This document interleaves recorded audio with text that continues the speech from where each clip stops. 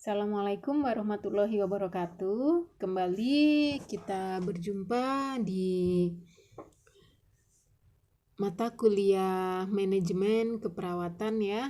Di sini saya akan menyampaikan modul yang ketiga, yaitu modul terkait manajemen stres. Jadi di mana manajemen stres ini perlu sekali kita pelajari di manajemen keperawatan, di mana kita tahu manajemen stres ini pasti akan terjadi di semua bidang pembelajaran ya, karena kita tahu manajemen pengolahan dari diri sumber daya manusia. Baik, sumber stresor itu harus kita kenalin dulu, aspek fisik ruangan, fasilitas tempat tidur, fasilitas kamar mandi, kemudian fasilitas makan, di rumah sakit ya, pencahayaan, bagai warna, aspek psikologisnya kita lihat bagaimana suara, sikap, kesehatan, keterlibatan antara hubungan klien dan keluarga, jam kunjungnya bagaimana. Kemudian kita lihat juga dari aspek spiritualnya. Spiritualnya, tenaga pelayanan keagamaan berkesempatan melakukan ibadah di fasilitas ibadah, dimana kalau kita tahu orang yang sakit itu mengalami sedikit permasalahan terkait spiritual karena dia tidak bisa ke tempat peribadatan. Tetapi dengan seperti itu tidak lantas membuat pasien tidak bisa beribadah. Jadi sebagai seorang perawat, kita juga harus memfasilitasi bagaimana mereka supaya bisa beribadah. Kemudian sumber stres pada diri sendiri, perubahan fisiologis yang nampak melalui tanda dan gejala. Kemudian pada saat proses pemeriksaan, itu ada stres tidak? Pada proses selama perawatan, klien mengalami stres atau tidak? Sumber stres pikiran berkaitan dengan penilaian klien terhadap penyakit dan pengaruhnya pada diri sendiri serta persepsi terhadap lingkungan, berkaitan dengan cara penyesuaian yang biasa dilakukan individu. Sifat stresor ini kita bisa ketahui dengan apa arti stresor bagi klien ya, apa yang sangat mempengaruhi kehidupan klien. Kemudian stresor yang sama dapat memberi arti yang berbeda antara si A dan si B ya. Misal ada di kalangan remaja nih ya, ada jerawat satu. Pasti antara si A dan si B cara menanganinya berbeda-beda. Sama juga dengan rasa nyeri. Pasien satu dengan pasien lainnya dalam pengaruh nyeri itu berbeda-beda.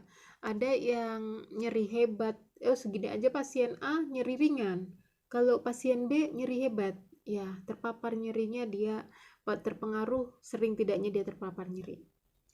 Jumlah stresor pada saat bersamaan, lama penyesuaian terhadap stresor, pengalaman masa lalu, dan tingkat perkembangannya. Kemudian reaksi fisiologis terhadap stres, di sini bagaimana gerak pupil mata akan mempengaruhi fisiknya loh. Keringat meningkat, denyut nadi meningkat, kulit dingin, tekanan darah meningkat, frekuensi apa? Frekuensi darah juga meningkat gitu ya. Kemudian reaksi psikososialnya bagaimana?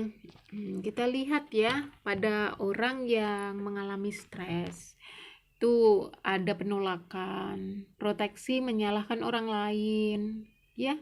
Kemudian adanya regresi, mengisolasi diri ya, banyak sekali tanda-tanda. Ada yang kalau stres menangis, ada yang kalau stres kayak gini, semua nanti pasti terlewati gitu ya, itu juga ada.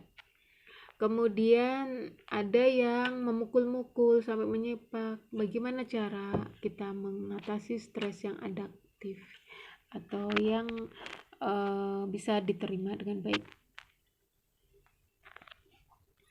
Kemudian reaksi yang berorientasi pada penyelesaian masalah, berbicara dengan orang lain tentang masalah, mencari solusi kepada orang-orang yang ahli. Jangan salah ya, nanti kita bercerita pada orang yang bukan ahlinya, lah itu salah besar. Malah nanti dikasih masukan-masukan yang nggak sesuai. Jadi pintar-pintarlah memilih.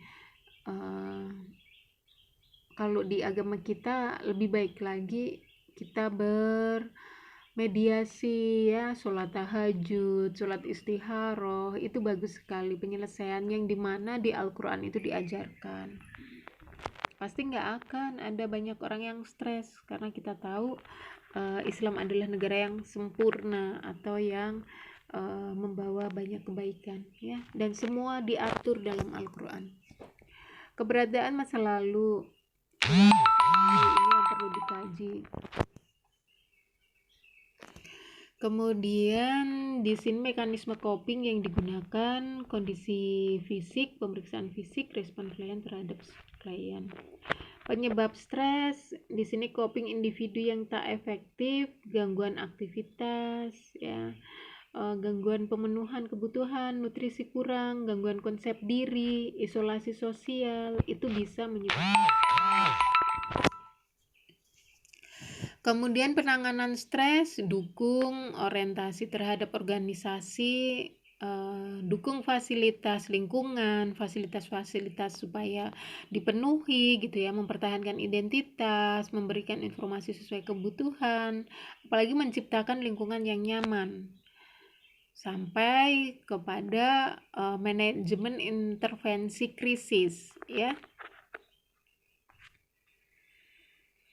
Konsep stres dan adaptasi, di mana stres itu seperti kita tahu yaitu segala situasi di mana tuntunan non-visi spesifik mengharuskan orang individu untuk berespon atau melakukan tindakan.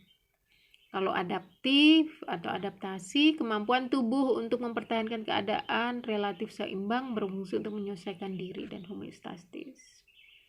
Kita lihat proses stres itu sendiri ya. Ada medula oblongata, formasi retikuler, dan kelenjar hipofise, di mana di bagian-bagian ini kita jelaskan ada manifestasi atau tanda dan gejalanya. Kalau di medula oblongata, frekuensi jantung, tekanan darah, dan pernafasan itu mengalami perubahan ya. Kemudian dari fisiologis ini kita akan mendapati LAS atau Local Adaptation Syndrome. Respon yang terjadi adalah setempat. Respon adaptif terhadap stresor diperlukan juga. Kemudian lanjut ke GAS, yaitu apa GAS? General Adaptation Syndrome. Ya, respon fisiologis dari seluruh tubuh ini terhadap stres melibatkan sistem saraf otonom dan saraf endokrin. Dan ini nanti akan memberikan reaksi atau alarm reaction. Dilibatkan pergerakan mekanisme bertahan tubuh dan pikiran untuk menghadapi stresor. Kadang hormon lain meningkatkan kadar glukosa. Ya.